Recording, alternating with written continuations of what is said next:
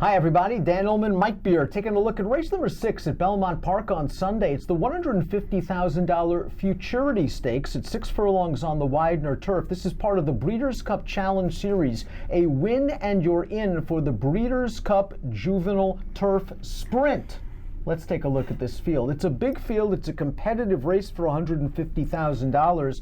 Let's take the field in post position order, Mike, beginning with the number 1, Neverland Rock. This horse has some credentials in Europe. Group 2 placed. The dam's a half-sister to Havana Gold, a horse that once beat Mondialiste in a Group 1 race going a mile in France. And this horse was the beaten favorite last time out. I didn't see the trouble that a lot of folks saw. I saw a blanket finish and a horse that was kind of even down towards the rail. Yeah, I feel the same way about it. I think, listen, he's faced good competition over there. And so you have to think that just on class alone he fits in this field. I don't know though. He hasn't really shown any speed over there, which I don't like about him. Maybe he's just shipped into an easier spot from what he's been facing, but I think he's going to get some good horses here too. And he doesn't have any speed. I don't like that about him. And he draws the rail. He doesn't break well from the gate like many European horses. He's now with Steve Asmussen. He gets Lasix and he exits a live race. The winner of that last one came back to win a Group 3 in France.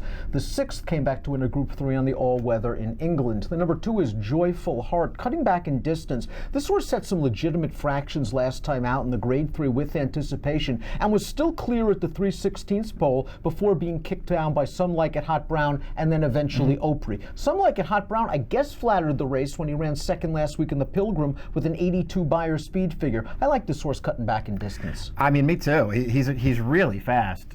His first race, the first race of his career when he got run down by Swamp Rat, he went a really fast pace in that race. You could tell he got very tired at the end of that race, and he came back in his next start. He got away way easier on the early lead. He wired that field.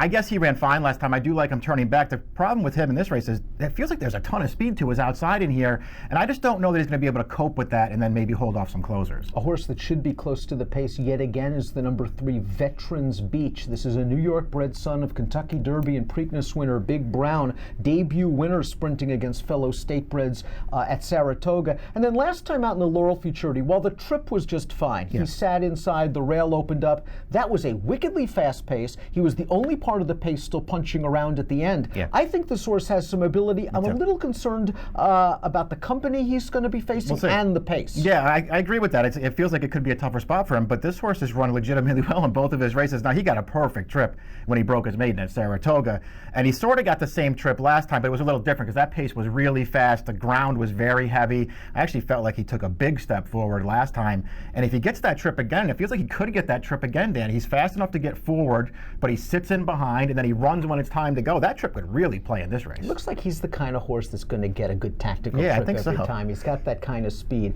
Let's talk a little bit about the number 4, Real Money, Mike, because this horse might be bred for additional distance. He's a 3/4 brother to Noble Beauty, a graded stakes winner on the turf, and also Adorable Miss, a multiple stakes winner on the turf. And his daddy, Real Solution, wanted to go all day. He won the Manhattan. This horse did some good things in his career debut for a good barn. And listen, Mark Cassie's showing a lot of confidence sending a second-time maiden in the spot. Yeah, it's true.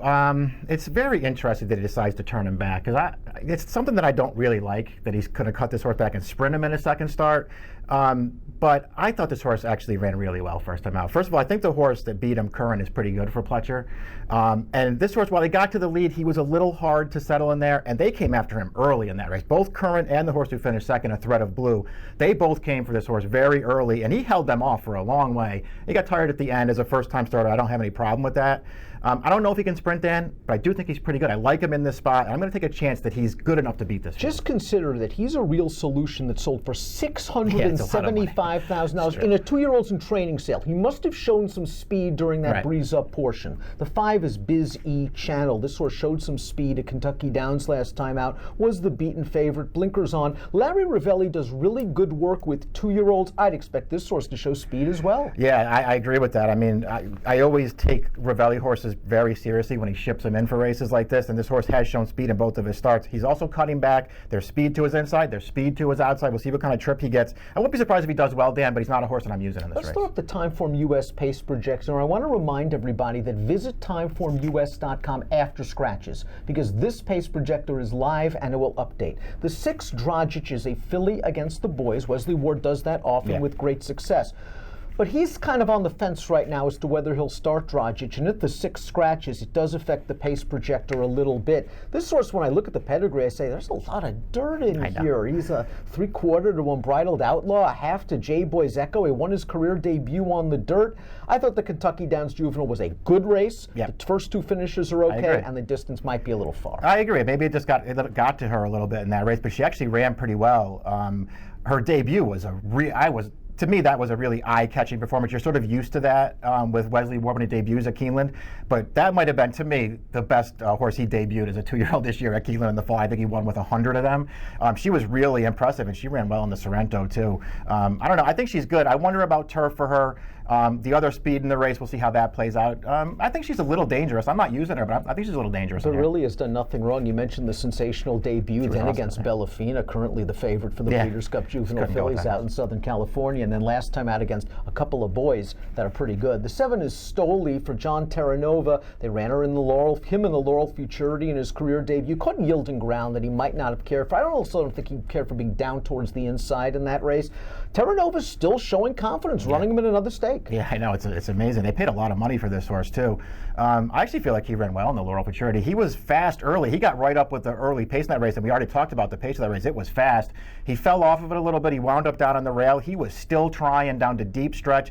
He just got a little tired at the end, but I have no problem with that. I think that was an underrated debut. As you say, a lot of confidence from Terranova in this race. I'm using this horse. Credit Swap the 8 is cross-entered at Keeneland. It appears he's going to run in that spot. So we'll move to the number 9, back to his roots, also trained by John Terranova. This horse is by first crop sire Mark Valesky. Too early to tell how they'll do on turf. 1 for 3 thus far. Dam never raced on the surface. Has foaled 1 turf runner that did not win. I don't see the turf pedigree. The Dam's a half to cash included, who was a graded stakes winner going long on the dirt. But the last 2 turf workouts have been in company with Terranova's good older turf sprinter Broadway Run. Maybe that gives some hope for this ex-maiden claimer. I mean, maybe it does. It felt like, the hopeful was a really tough spot. I'm not sure this spot's that much easier for this horse. I didn't see the pedigree either.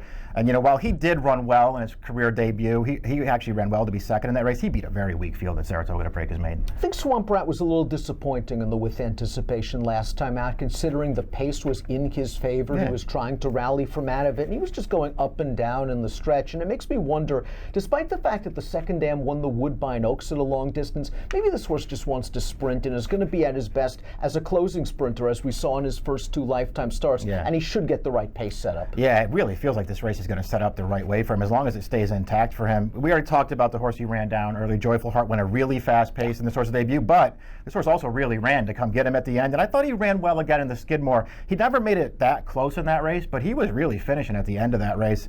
We'll see. I like him cutting back. I think he's a huge player in this race, and I feel like I almost have to use him because the pace is in his favor, but I want to play against him. I think he might be the favorite in here. We'll see how it plays out. He might end up the favorite, especially after Credit Swap scratches. Uncle Benny tries turf for the first time. Interesting that Declaration of War, a real nice turf horse, is only 1 for 26 with his first time turf runners. But don't fret, that winner was Opry in a stakes race. The Dam was unraced, has foaled 1 turf winner. There's turf here. The Dam's a half to star act and movie moment. The second Dam was a multiple grade 1 winner on the dirt, starer. So there's class, there's pedigree, and this horse looked good in the debut. I thought his debut was good. He had speed in that race. He took on pressure. He put the pressure away. He was clear at the end. I liked his debut. It's Jason Service switching over to turf. I mean, the guy he's unbelievable with everything. He's doubly unbelievable in turf sprints. It seems like he always knows which ones are going to handle it. I would take his chances pretty seriously. Wesley Ward has Fayette Warrior in here, coming off of a pace-pressing win at Kentucky Downs. This is a half to one of your favorite turf runners, Siding Spring. Outside post is going to have to work something out because I don't think he's fast enough to run with the burners in here, and he's got to prove as he steps up in class that he can pass horses and overcome a wide trip. Yeah, I thought he looked good winning that race. It was a pretty slow race, though. We'll see. He's going to have to improve off of it, but this trip could work out because I don't think, as you said, I don't think he's going to be up close this time. Maybe he sits off it and makes a run. I like his pedigree. I think there are things to like about him, and he'll be a price. Let's take a look at our top picks for the Futurity Stakes, race number 6 at Belmont on Sunday, kicking off the 50-cent pick 4. You like real money. Listen, 20 to 1 on the morning line. You would certainly take a shot on this well-bred youngster, and you'd use others as well. Yeah, that's all I'm doing is taking a shot with him. I do think there's a chance he turns out to be pretty good, though.